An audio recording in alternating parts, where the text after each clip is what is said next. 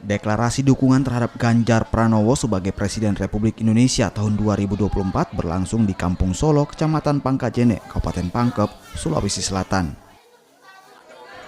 Deklarasi dukungan ini pun dihadiri oleh ratusan nelayan yang mendiami wilayah pesisir di Kabupaten Pangkep.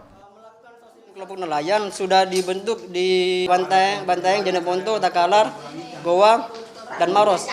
Dan ini yang baru terbentuk hari ini di Kabupaten Pangkep. Hari ini lebih dari 100 peserta yang hadir. Kenapa dibentuk komunitas nelayan?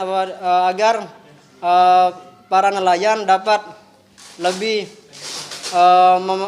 memaksimalkan kerjanya sebagai nelayan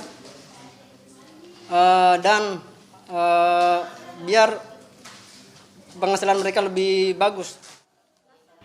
Menurut nelayan di pesisir Pangkep, mendukung Ganjar Pranowo sebagai Presiden 2024 tidak hanya terkait kepedulian terhadap masyarakat, namun program asuransi kecelakaan laut dan darat selama memimpin Jawa Tengah dinilai mampu membawa perubahan yang baik bagi masyarakat luas, utamanya para nelayan. Kita terima kasih banyak kepada teman-teman yang mengatasnamakan tim Ganjar untuk bagaimana memperhatikan masyarakat pesisir, khususnya kampung nelayan di wilayah kami di Kabupaten Pangkep, Kampung Solo, Kelurahan Mapasahila, Kecamatan Pangkajene.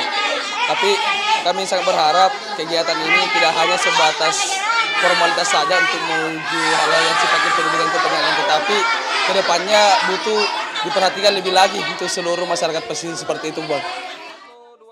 Selain menggelar deklarasi dukungan, pembentukan kelompok nelayan pesisir juga dilakukan sebagai upaya dalam meningkatkan gotong royong dan mendongkrak pendapatan sekaligus sebagai wadah dalam memecahkan permasalahan pada nelayan.